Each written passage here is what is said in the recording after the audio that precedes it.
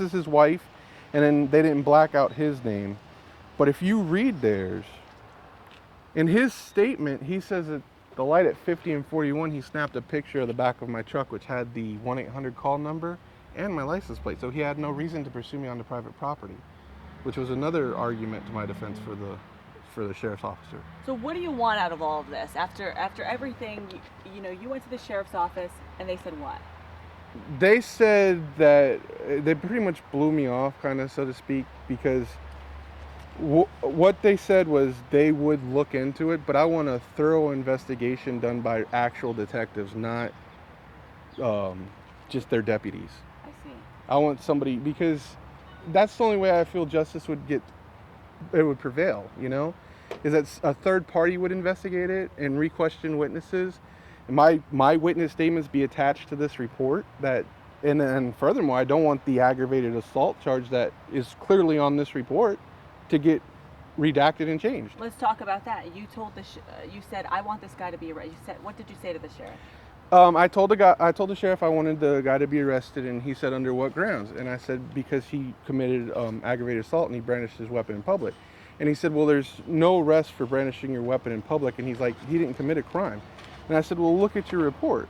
And I said, clearly on your report, I don't want to. Please don't put this on tape. No. And this is all edited. Edit this out. I had it in order. Okay. Yeah, I earmarked it, so that's good. Yeah, all right.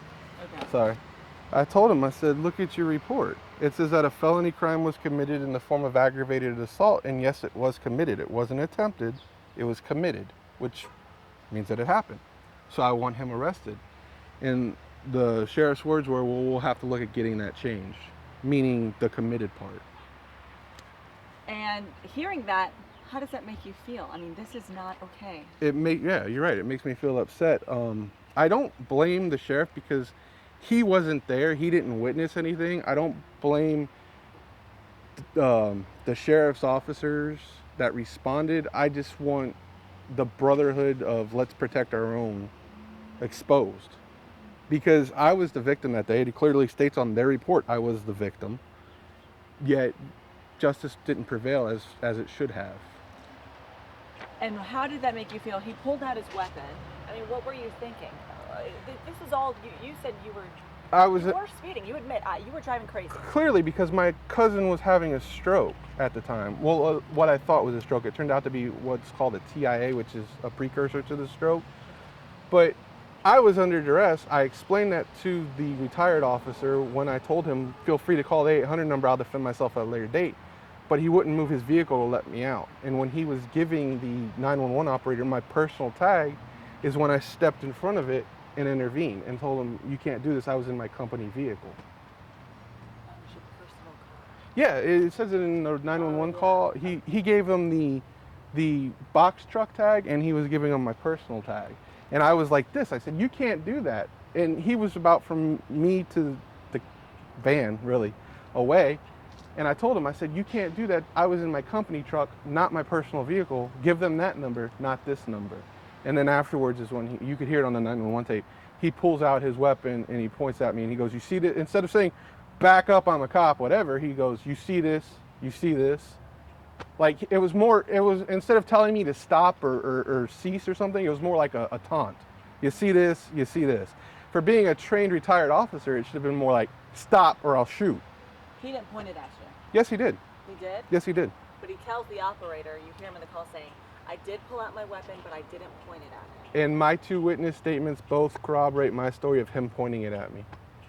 He pointed it at me when my body shop manager came running out, and you hear it on the 911 who goes, oh, there's witnesses, and he points it away from me. Again, it was all to cover himself. He pointed it directly at me. And again, we were from me to the van away, and he had it like this. He goes, you see this? You see this? Okay. So that's what we want. You feel like there's discrepancies in this report. It's surprising to you that someone's not being charged, because if this was someone else, someone would have been charged. Exactly. If it was me or another individual who did this to another individual that wasn't a cop, one of us would have gotten arrested that day. Rather it be me who apparently was attacking, quote unquote, attacking this man, or the man who pulled the weapon. like I said, I'm in fear. I'm lucky enough to walk away that day. What if it would have been somebody younger than me who didn't hold their cool, who actually approached him? He could have been shot and dead. I'm a father of 3, a husband to my wife. They could have been widows and orphans, you know? I'm lucky I'm at the age where I can hold my cool and not approach somebody. I mean, you hear me clearly yelling on this 911 tape, and in his and his wife's statement, they said I was yelling. But I was yelling, "You have no right to be here. You have no right to be here." What if somebody else was yelling curse words? Yeah, that's the word I was looking for. Curse words at him, or even approaching him. Luckily, I stood where I was. I was more worried about covering my license plate than actually approaching him because I didn't want him to get the license plate number.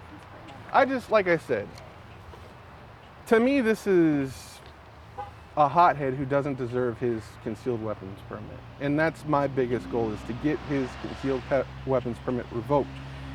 Ironically enough, the sheriff asked me, "What do you want out of this?" I told the deputies that responded that day, I told the sergeant that responded that day, and I told the sheriff, Nihais. All 3 of them said the same thing. If he doesn't go to jail, that's fine. We need to have his concealed weapons revoked. Sheriff Nihais' response was, "I can't take it away," which I understand. But if they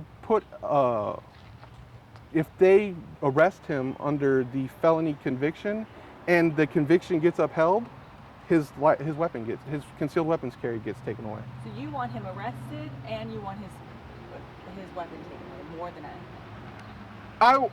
I want face charges for what he right, exactly. I want him to face felony charges so his concealed weapons permit gets revoked. Because he can't be doing that. Right. Again, about a year and a half ago, somebody in a movie theater who was using his cell phone to text his daughter, popcorn was apparently thrown in that situation, but still, should he have lost his life for popcorn being thrown? To me, ex-deputies and ex-law enforcement should be held to a higher standard because they've had police training on how to keep situations from escalating. They shouldn't be the ignition to escalate the situation, as in that case and as in my case. I was off the road by 300 yards when I was apparently a threat, and he pursued me. Should have never pursued me onto private property.